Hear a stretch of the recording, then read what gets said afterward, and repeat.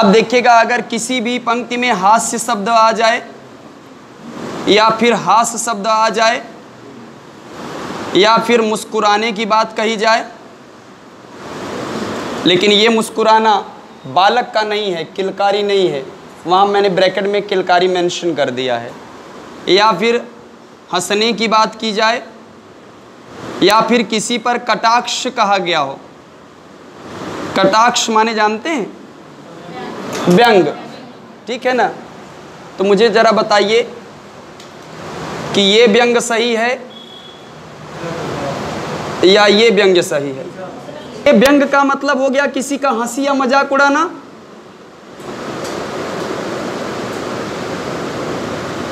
किसी व्यक्ति का अगर कोई एक अंग क्षति हुई होती है उसे हम व्यंग बोलते हैं, ठीक है ना, माने अपंग व्यक्ति। फिर एक मुद्दा आ गया, व्यंग में कौन सी संधि? यण संधि सही जवाब है। चलिए इसी बात पर इसका संधि कर दीजिए। वी प्लस अंग बराबर व्यंग हो जाता है, ठीक है ना। शीश पर गंगा हंसें और भुजन में भुजंगा हंसें,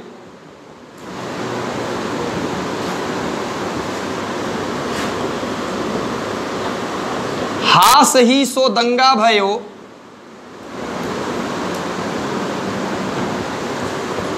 नंगा के विवाह में। अर्थ ना बताऊं तो भी आप जान लेंगे ना। इसमें 3 का पर्यायवाची आपको लिखना है, एक तो शीश का, दूसरा गंगा का और तीसरा भुजंग किसका पर्यायवाची? सर्प का। इसका एक पर्यायवाची उरग भी होता है, जानते हैं? आप मुझे बताइए कि सांप का पर्यायवाची उरग क्यों रखा गया? का मतलब होता है हृदय और ग का मतलब होता है गमन करने वाला, चलने वाला, माने जो हृदय के बल चले वही क्या है? उरग है। इसीलिए पक्षी को खग कहा जाता है। खग का मतलब जानते हैं क्या होगा? ख माने आसमान होता है, आसमान का पर्यायवाची है ख, और ग माने गमन करने वाला, माने आसमान में उड़ने वाला ही क्या कहलाएगा? खग कहलाएगा, ठीक है ना। चलिए बताइएगा, विनायक में कौन सी संधि है?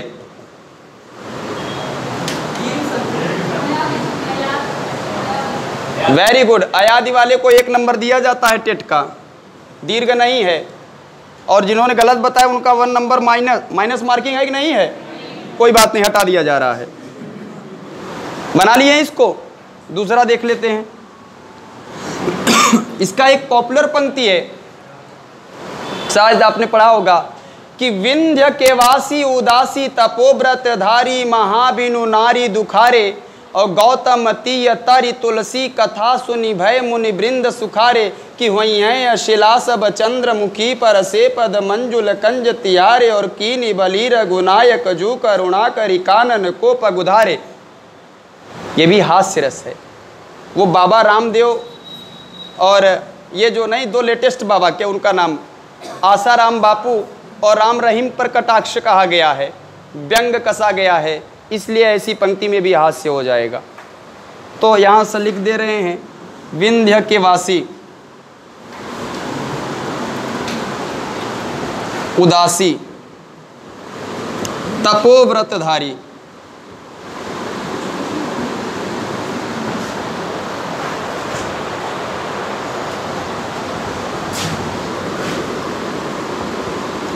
महाबिनु नारी दुखारे।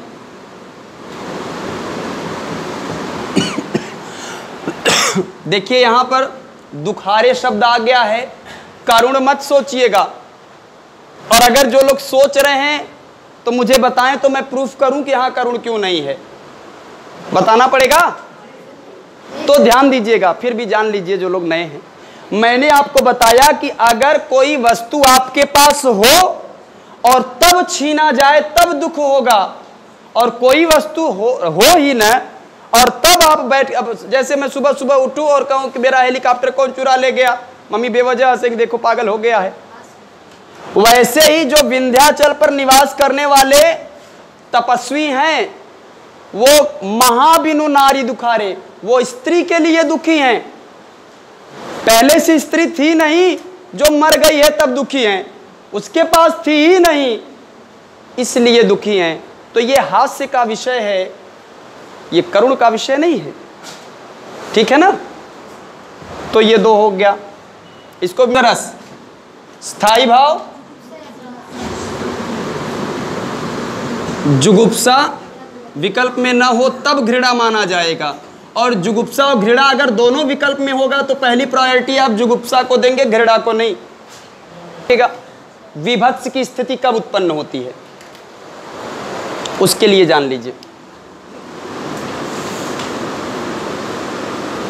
माने कोई ऐसा दृश्य हो जिसको देख करके मन में क्या घृणा का भाव उत्पन्न हो जाए, पसंद ना हो, मुंह तरह तरह का व्यक्ति बनाना शुरू कर दे, ये क्या है, विभत्स है। और ऐसी स्थिति प्रायः शमशान घाट में देखने को मिलेंगी, क्योंकि वहां पर मृत शरीर पाए जाएंगे, माने शव। अब देखिएगा तो शमशान घाट में मृत शरीर तो पाए जा रहे हैं, इसका आनंद लेने वाले कुछ लोग वहां होंगे। जैसे कौन कौन, कौवा, चील, गिद्ध, कुकुर, वाह वाह वाह क्या बात है, बाज, कुत्ता, बिल्ली ना खाद भैया, अच्छा सियार है, सियार, ये सब क्या है, इसको खाने वाले हैं, डेड बॉडीज को। अब ये सब बफर सिस्टम का मजा तो उड़ा रहे हैं, उड़ाने दीजिए, हमको क्या दिक्कत। लेकिन विडंबना की बात यह है कि ये इस बफर सिस्टम का मजा लेने के लिए प्लेट लेकर तो जाएंगे नहीं, कि प्लेट लेकर जाएंगे, ऐसे ही जाएंगे रेडीमेड खाएंगे। अब इस सिलसिले में क्या होता है कि इस मृत शरीर से रक्त का स्राव होगा, मांस के लोथड़े इधर उधर होंगे, मज्जा की बात आएगी। और कुत्ते के जो पिल्ले होते हैं वो लेग पीस बड़ा पसंद करते हैं, हड्डी की बात आएगी,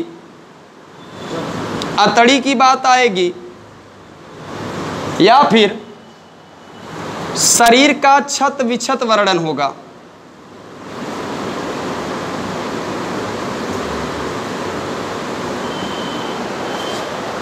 ठीक है ना, काट काट करके ये स्थिति। अब देखिएगा, सिर पर बैठो काग आंख दो खात निकारत, तो एक तो काग माने कौआ आ गया, तो सिर पर बैठो काग आंख दो खात निकारत, आंखों को खा निकाल करके खा रहा है। और खींचत जीव हिस्यार अति ही आनंद उर्धारत, हालांकि एक ही पंक्ति विभत्स को पूरा करने के लिए सफिशियंट है। रक्त मांस के सड़े पंख से उमड़ रही थी, क्या लक्षण है, रक्त भी है मांस भी है। महाघोर दुर्गंध हो उठती श्वासा, को अतड़िन की पहिरी माल इतरात दिखावत, को चर्बी लय चोप निज अंग नीलावत। तो चर्बी और अतड़ी की बात कर दी गई। नभ में झपटत बांज लखी, भूल्यो सकल प्रपंच, कंपित तन व्याकुल नयन, लावक हिल्यो नरंच। लक्षण क्या है, नभ में झपटत बांज लखी, भूल्यो सकल प्रपंच, तो लक्षण आ गए ना, कोई भी पंक्ति होगा लक्षण आ जाएगा। आंखें निकाल उड़ जाते, पल भर उड़कर आ जाते, सब जीभ खींच खींच कर कौवे, चुभला चुभला कर खाते। क्या हो जाएगा, विभत्स हो जाए। इस